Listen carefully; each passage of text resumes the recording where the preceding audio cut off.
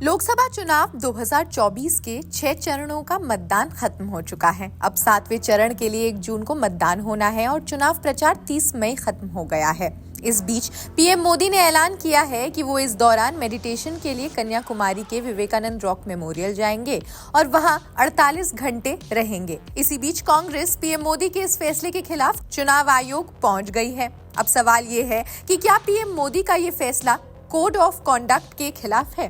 Code of conduct वो कानून है जिसको लागू कर देश में निष्पक्ष चुनाव करवाया जाता है। अब दूसरा सवाल ये है कि आखिर इससे कांग्रेस पार्टी को क्या आपत्ति हो सकती है। तो आइए जानते हैं इस रिपोर्ट में इन्हीं सब सवालों के जवाब। मोदी जी हमेशा एक एक नमूने का खेल खेलते हैं। कभी भगवान का नाम लेते हैं, कभी जय जगन्नाथ बोलते हैं, कभी जय श्री राम बोलते हैं। यहाँ का एक नेता सम्मेत पात्रा, उसने तो ऐसा बोल दिया कि मोदी जी के शिष्य जगन्नाथ है।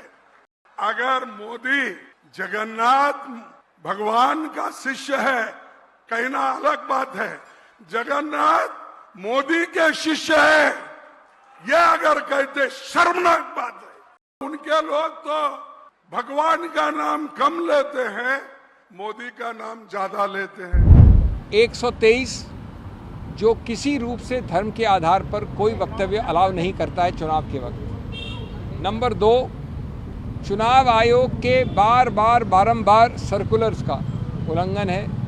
उसका आखिरी सर्कुलर 2024 का, वो भी ये कहता है कि किसी रूप से परोक्ष हो या सीधा हो, आप धर्म के आधार पर ऐसा कोई आक्षेप या एक संकेतात्मक रूप से भी, या तो सीधा है, नहीं कर सकते। नंबर 3, उन्होंने भारतीय संविधान की अस्मिता पे आघात किया।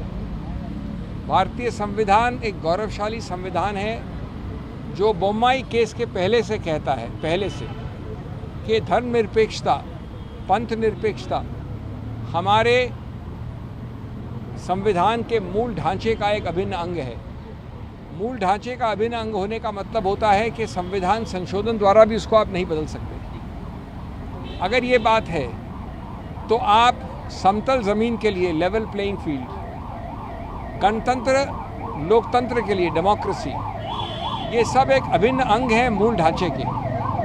आप इस प्रकार के आपसी वैमनस्य के वक्तव्यों द्वारा इसको बिल्कुल नॉन समतल, नॉन लेवल प्लेइंग फील्ड बना रहे हैं और इसका इलाज सिर्फ चुनाव आयोग के पास है। इसलिए जो आप और मैं कह रहा हूँ ये कि इसमें भारत की क्रेडिबिलिटी का सवाल है। सबसे पहले बात करते हैं कन्याकुमारी के विवेकानंद रॉक मेमोरियल की, और ये क्यों खास है। दरअसल पीएम मोदी ने घोषणा की कि वो 30 मई से विवेकानंद रॉक मेमोरियल में 48 घंटे रहेंगे और ध्यान लगाएंगे। इसके लिए सबसे पहले वो तिरुवनंतपुरम पहुंचेंगे। वहां से MI-17 हेलीकॉप्टर से कन्याकुमारी जाएंगे।